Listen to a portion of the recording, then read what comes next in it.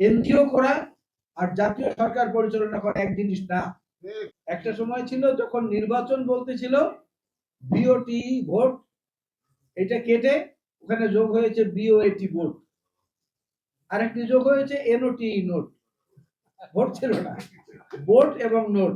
যারা মানুষের রক্ত শোষণ করে এই দেশটাকে নিঃস্ব করে দিয়েছে অর্থনৈতিক ভাবে, সামাজিক ভাবে, মূল্যবোধগত ভাবে, তাদের তো বিচার না করে কোনো উপায় নেই, বিচার করতেই হবে। না করলে সেটা জাতির সঙ্গে প্রতারণা এবং বেইমানি করা হবে। আমরা সেই প্রশ্নটা জানতে চাই। মানুষের মনের মধ্যে ক্ষোভের সবচেয়ে প্রাথমিক পর্বটা ছিল জিনিসপত্রের দাম কিছুতেই কমে না।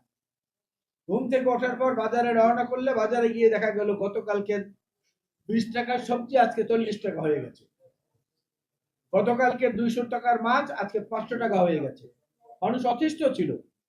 আজকেও যদি সেই অবস্থা বিরাজমান থাকে তাহলে সবার সমর্থিত সরকারের সফলতাটা কোথায়, সেটা জনগণের কাছে বলতে হবে না?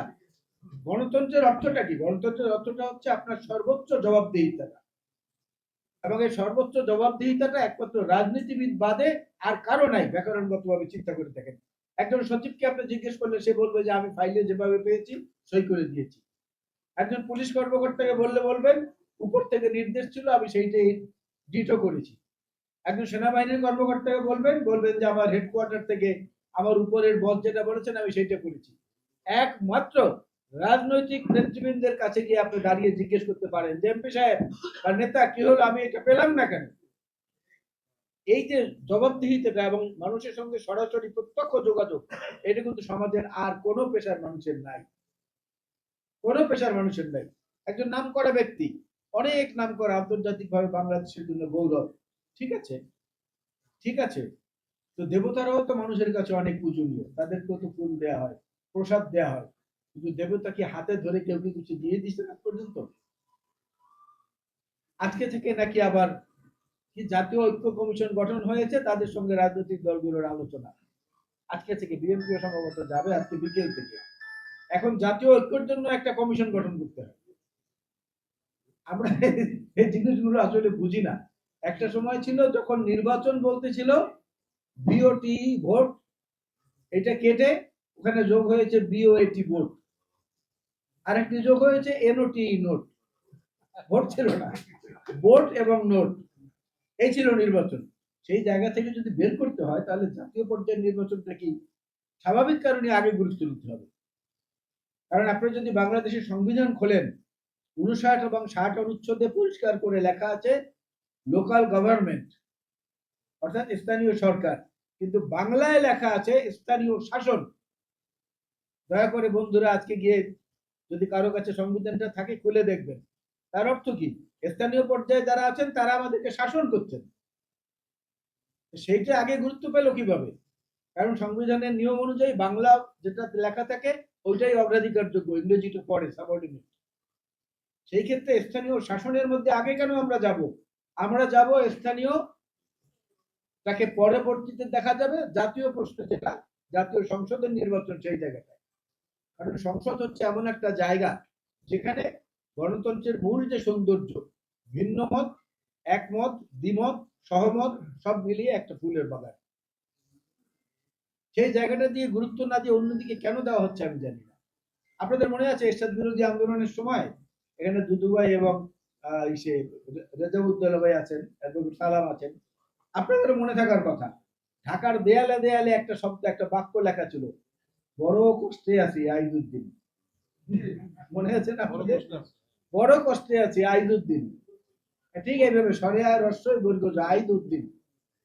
এরপরে আওয়ামী লীগের আমলে রাতের বেলা গোপনে গোপনে কারা মিরপুর এবং ওই সমস্ত এলাকায় দেয়ালের মধ্যে গ্রাফিতি এঁকে লিখে দিত, সুবোধ তুই পালিয়ে যা। মনে আছে না আপনাদের? এই জিনিসগুলো থেকে কিন্তু অনেক কিছু শেখার আছে, অনেক কিছু। দেশটা আমাদের, এবং আমাদের প্রতিবেশী যারা আছেন, এই প্রতিবেশীদের মধ্যে কেউ কেউ এমন আছেন যে যারা বরাবরই বরাবরই খবরদারি করতে খুব পছন্দ করে, যেটা বাংলাদেশের সাধারণ মানুষ পছন্দ করে না, আর বিএনপির তো পছন্দ করার প্রশ্নই ওঠে না। সেদিক থেকেও আমাদের সতর্ক দৃষ্টির প্রয়োজন রয়েছে।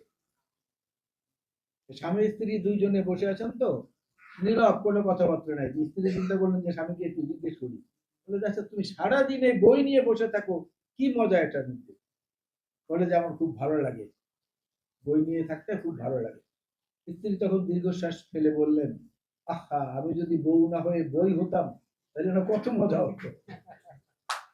স্বামী সঙ্গে সঙ্গে চট করে উত্তর দিলেন, হ্যাঁ ভালোই তো বলেছ, তাহলে দয়া করে বই না হয়ে পঞ্জিকা হও, বছর বছর পরিবর্তন করতে পারবে।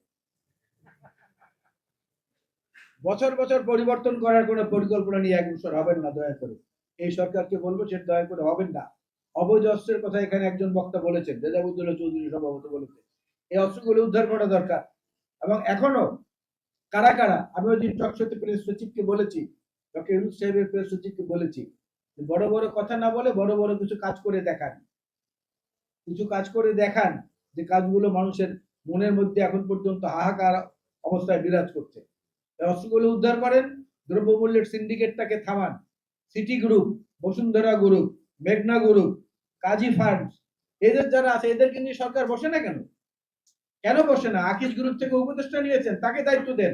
বাজারে যদি দ্রব্যমূল্য বাড়ে, তোমার উপদেষ্টা নেই, তুমি ব্যর্থ, অথবা বুঝতে হবে এই সিন্ডিকেটের সঙ্গে ওই উপদেষ্টা জড়িত।